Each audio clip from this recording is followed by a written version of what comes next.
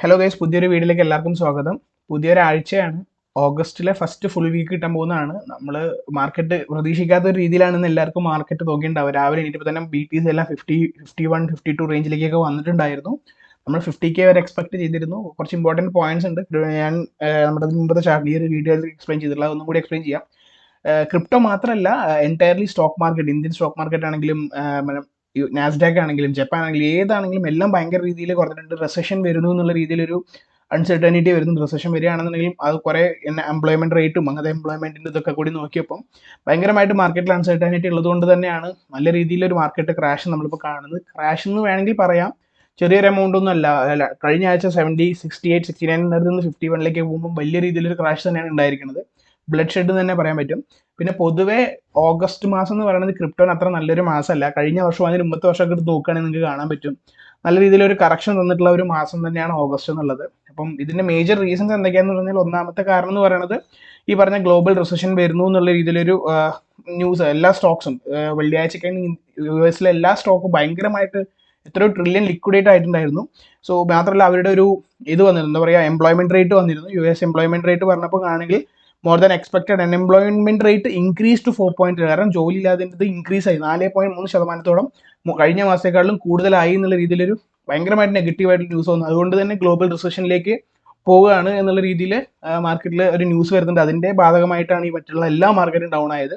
പിന്നെ ക്രിപ്റ്റോനെ സ്പെസിഫിക്കായി പറയുകയാണെങ്കിൽ, ഞാൻ ഇതിന് മുൻപത്തെ വീഡിയോയിലും പറഞ്ഞിരുന്ന പോലെ തന്നെ വലിയ റീറ്റെയിൽ പ്ലേസ് ഒന്നും ഇല്ല. വലിയ വലിയ ഇൻവെസ്റ്റേഴ്സ്, വലിയ വലിയ VCs വന്ന് ഇൻവെസ്റ്റ് ചെയ്തിട്ടുണ്ടെന്നല്ലാണ്ട് പക്കത്തിലൊരു എന്താ പറയുക റീറ്റെയിൽ വോളിയം അങ്ങനെ വലിയ രീതിയിലൊരു വോളിയം ഇല്ലാണ്ടാണ് പോകുന്നത്. സോ എല്ലാം വെയിൽസിൻ്റെയും മറ്റുള്ള ആൾക്കാരും വലിയ രീതിയിലാണ് ചെയ്യുന്നത്. എല്ലാവരും ഹോൾഡ് ചെയ്ത് ലോങ് പൊസിഷൻ എടുത്ത് വെച്ചേക്കാണ്. അപ്പം മാർക്കറ്റ് മേലേക്ക് പോകും 100K ടച്ച് ചെയ്യും എന്നുള്ള രീതിയിൽ എല്ലാവരും ഫ്യൂച്ചർ ആണെങ്കിലും എല്ലാം ആണെങ്കിലും ലോങ് പൊസിഷൻ എടുത്ത് വെച്ചേക്കാണ്. സോ അത്രത്തോളം എമൗണ്ട് ലിക്വിഡേറ്റ് ചെയ്യാനുണ്ട്.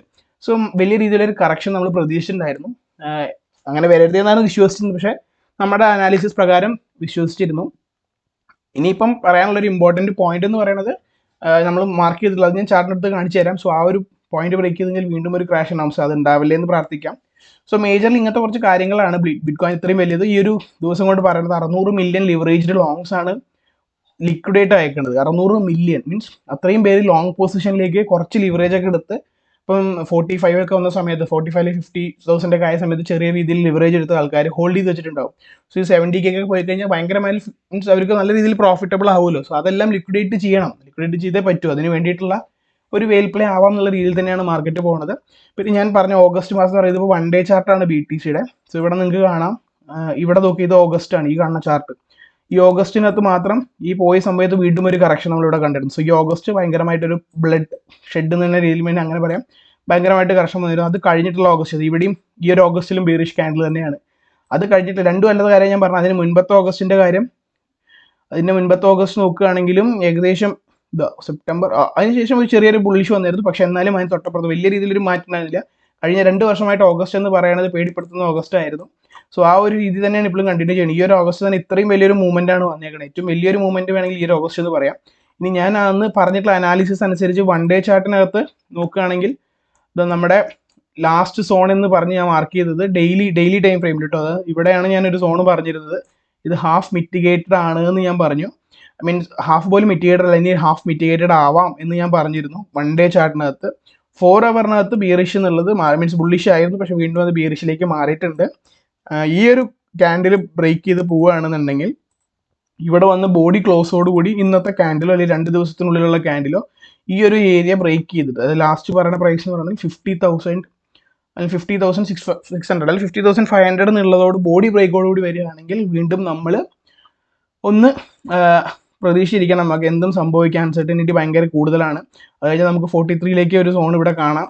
നിങ്ങൾക്ക് കാണാം 1 ഡേ ചാർട്ടിനകത്ത് വീണ്ടും അടുത്തൊരു സോൺ എന്ന് പറയുന്നത് ഇതെല്ലാം ഒരു ഇംബാലൻസ് എന്നുള്ള രീതിയിലാണ് മാർക്കറ്റ് പോയിക്കൊണ്ടിരിക്കുന്നത്. ഇവിടെ നമുക്ക് ഒരു ഇംബാലൻസ് ഈ ഭാഗത്ത് കാണാൻ പറ്റുന്നുണ്ടാവും. 4 ചാർട്ട് നമ്മൾ മുൻപ് എടുത്ത പോലെ. സോ ഈ റേഞ്ച് എന്ന് പറയുന്നത് 42,000 ആണ്. സോ അതും ഒരു സോൺ ആയിട്ട് വേണമെങ്കിൽ നമുക്ക് കൺസിഡർ ചെയ്യേണ്ട ഒരു സംഭവം തന്നെയാണ്.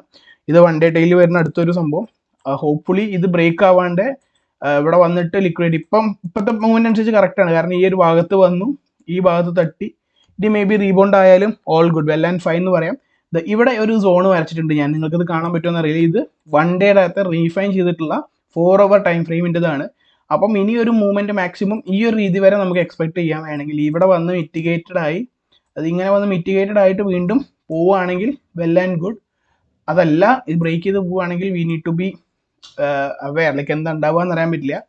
അപ്പം ഇതാണ് മാർക്കറ്റിൽ അപ്ഡേറ്റ്. നമ്മുടെ അനാലിസിസ് ഏകദേശം ശരിയായിരുന്നു, സോൺസ് ഏകദേശം ശരിയായിരുന്നു, എവിടെയാണ് കൂടുതൽ ഓർഡേഴ്സ് കിടക്കുന്നുണ്ട് നമുക്ക് മനസ്സിലാക്കാൻ പറ്റിയിട്ടുണ്ടായിരുന്നു. സോ ഈ ഒരു റീസൺസ് ആണ് മാർക്കറ്റിന് ഒരു ഭയങ്കരമായിട്ട് ബ്ലഡ് ഷെഡിനുള്ള കാരണം. സോ അപ്ഡേറ്റഡ് ആയിട്ടുള്ള വീഡിയോസ് മീൻസ് അപ്ഡേറ്റ് എന്തെങ്കിലും വലിയ ഇമ്പോർട്ടൻറ്റ് അപ്ഡേറ്റ് വരികയാണെങ്കിൽ തീർച്ചയായിട്ടും വീഡിയോ ഉടൻ തന്നെ ചെയ്യാം.